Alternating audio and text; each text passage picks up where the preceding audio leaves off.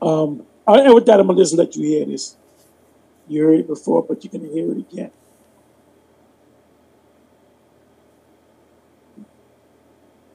Let's see what he said. I've been right about here, 55 minutes in. Now listen up. During the time, which has now become history. Now, what was Amos making reference to?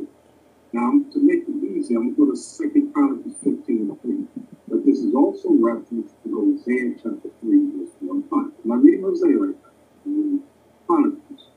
2 Chronicles chapter 15, verse 3 and 4. Now, for a long season, Israel has been without the true God. Who is the true God? Yahawah. That's his name. Yahawah. In it, who is the true God? Yahawah. That's his name. Yahawah. God. Who is the true God? Yahawah. That's his name. Yahawah. True. Now, for a long season, Israel has been without the true God. Who is the true God? Yahawah. That's his name. Yahawah. True God. Who is the true God? Yahawah. That's his name. Yahawah. In English, who is the true God? Yahawah. That's his name. Yahawah. So there you have it.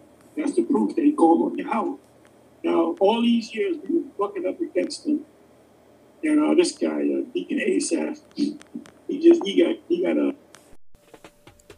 Shalom. I'm going to give all the honor, glory, and praises unto Yahawah, by Hashem YAHAWASHI, by Hashem RAWACHAA, QADASH. Double honors to my elders at Great Millstone, taught me this truth. Sing honors to the elect, peace and blessings to the 1/3. As you heard at the beginning of this video, Elder Apostle Tahar did a commentary video on Bishop Nathaniel of IUIC, saying that the true name of the God of the Bible, the God of Israel, the Hebrew Israelites, is Yahawah.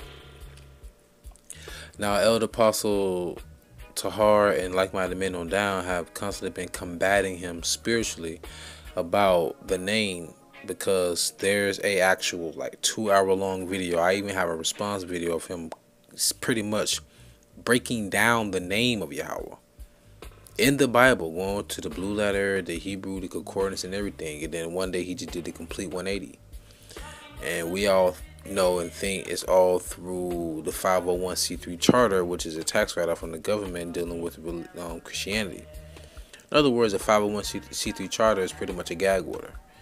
You can't speak on certain things in the Bible, right? So he went from saying Yahawah to Most High Christ blessed.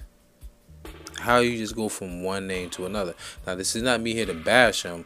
If the man's coming around, hey man, call YAHAWASHI. Because remember, you got to think about this. The Lord didn't take his name from him, and all this time he been blaspheming against the elders. I remember he made videos saying anyone that say that name is wicked. Now he's coming around, and in the comment section, brother says something to the extent of, when the Most High humble your ass, then you start to sing the right song. In other words, you start saying the right thing, preaching the proper gospel, the true doctrine, right? But that name has power, it has substance. That's why we go so hard when somebody goes against that name. Hearken unto this, Malachi chapter 1 verse 14. But cursed be the deceiver who hath in his flock a male and voweth, and sacrifices unto the Lord a corrupt thing. For I am a great king, saith the Lord of hosts, and my name is dreadful among the heathen. My name, Yahawah, is dreadful among the heathen. Whenever you see the word Yahawah, the word Lord in all capital letters in the Bible, that's where you will replace the YHWH, the tetragrammaton, which is properly pronounced Yahawah, not Yahweh, not Yahuwah, not Jehovah. It's Yahawah, because there's only 2 syllables in the Paleo Hebrew, the R and the I. Now, remember when we came out of Egypt, right? Remember that spies were sent to scout the land, and there was a harlot, I think her name was Ramah. She said, we heard what the God of Israel, your God, has done. Please spare us And you know, we will not say who you are. She hit them on a rooftop, if I'm not mistaken, or whatever the case may be, and they made a league with them and said, okay, we will spare you and your family. The Al-Shadi, a demon-like power, they know the power of that name. There's so much power in that name. I mean, listen here. You know, growing up in the hood or middle class area, whatever the case may be, it was weird for me. Like, one street that we lived on was, the whole block was like middle class. And like literally one street over was straight hood. You know, selling flips, boiled peanuts, hot sausages, and all that junk. You know what I'm saying? Dope. It was weird where I lived at. But nonetheless, though, you heard somebody's name, you know who that was. Oh, that's little John cousin. Oh, John. Oh, they know who John is. Oh, that's head cousin right there, you know. Or that's EDOMITES. You know what I'm saying? That's Bilo. You know what I'm saying? That's Isa. You hear them names, you know, like, okay, that's such and such people. Same thing when they hear YAHAWAH. Oh, so you are Israelite. You believe in the living God. That's why we go so hard for that. Now, I'm going to give you a prime example on how important that name is. Hearken unto this. This is my response into why that name is so important. The names, forgive me, the names, plural. This is Acts chapter 5.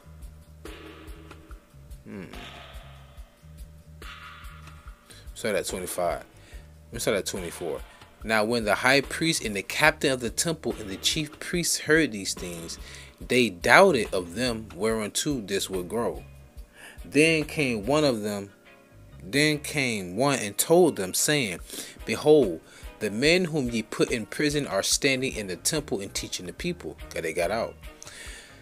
Then went the captain with the officers and brought them without violence, for they feared the people, lest they should have been stoned. And when they had brought them, listen to this, they set them before the council, and the high priest asked them, this is a high priest, saying, Did not we straightly, STRAITLY, did not we straightly command you that ye should not teach in this name? That's the power of the name. Hearken. And behold, ye have filled Jerusalem with your doctrine, and intend to bring this man's blood upon us. Notice, name and doctrine. The name and doctrine. Wow, that's beautiful. The name and the doctrine. Hearken unto this. I was going to go somewhere else, but the Spirit just steered me somewhere else. You know, the Spirit's like the wind. The name and the doctrine. Hearken unto this. This is St. John chapter 7. Verse 14. Now about the midst of the feast, YAHAWASHI, when you see Jesus, that's what YAHAWASHI name would be at, went up into the temple and taught.